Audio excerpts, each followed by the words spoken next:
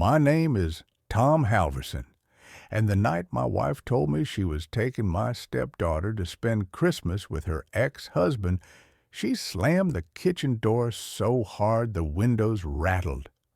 Then she pointed a red, polished finger at me and said, "Clear as a church bell.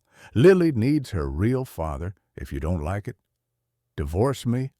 I didn't argue. I didn't yell. I wiped the sawdust off my hands, sat down at the kitchen table, opened my old laptop, and accepted the Japan transfer I'd been turning down for years. The strange thing is, none of it started with screaming. It started like a regular gray Tuesday in Cedar Falls, Iowa. Salt on the roads, people hunched in coats, everyone just trying to survive another December workday. I'd worked a full shift at the paper mill, stayed late because a motor wouldn't stop humming, then stopped for milk and a rotisserie chicken.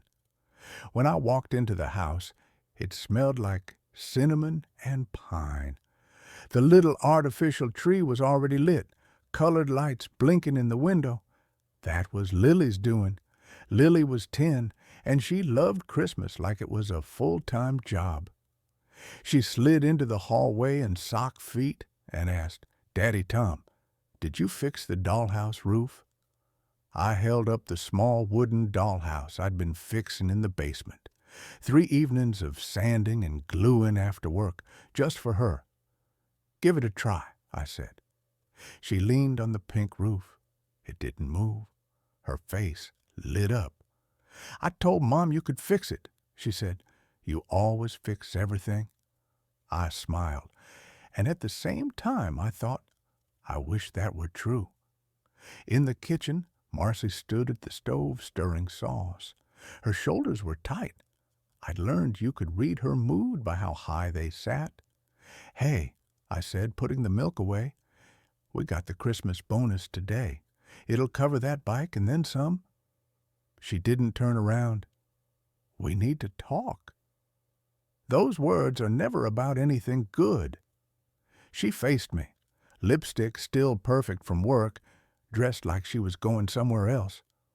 "I talked to Rick," she said, "her ex-husband, the man who missed birthdays and school meetings but always had an excuse.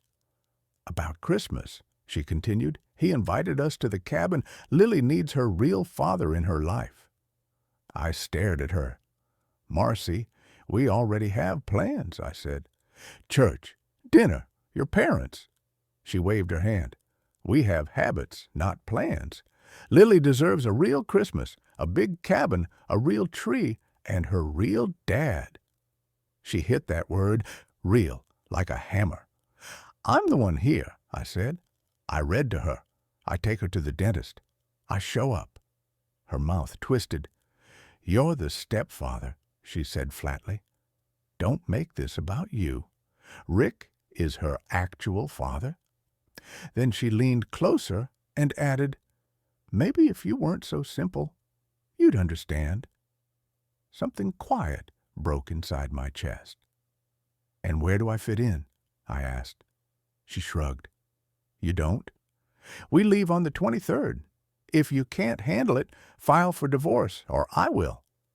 From the living room, Lily called out, "Mom, are we watching the Christmas movie tonight?" Marcy didn't answer. She watched me, waiting for the reaction she was used to. This time, I didn't give her one, because my mind went straight to the email flagged in my inbox. Tokyo, final offer. I'd turned it down 3 times because Marcy didn't want to leave Iowa, or her parents, or her comfort. And I heard my dad's voice, a man who worked 35 years at the same factory, telling me, "Don't let anyone make you feel lucky just to be standing in the room." "I see," I said quietly. That night, Lily curled up beside me on the couch. "Can we watch the black and white one with the angel?" she asked. "It's a wonderful life," I said. She fell asleep halfway through. I carried her to bed, tucked her in, and then sat alone at the kitchen table. I opened the email, and typed one sentence. If the position is still available, I'd like to accept. I hit send. That tiny whoosh sounded louder than it should have in that quiet house. Tokyo was bright, even at night. My apartment was small. My bed was narrow. The streets never stopped moving. At work, my supervisor bowed when he introduced me. Respect, simple, automatic, no strings attached. But every night, I checked my phone. Nothing from Lily. I sent messages. I mailed her a small wooden fox charm for protection. No reply. Then one night, I opened Facebook. A photo. Marcy and Lily in front of a snow-covered cabin, and beside them, Rick, wearing my Christmas sweater. They looked happy. But Lily wasn't smiling. Not really. She looked confused, lost. 2 days later, a co-worker showed me a legal notice. Marcy had filed for divorce. Reason, abandonment. Filed 3 days after I left. She was trying to erase me. That's when the anger came. Not loud, not wild, and cold and clear. And I finally understood why Lily never replied. That night, I booked my flight home. Because I wasn't going back to save a marriage. I was going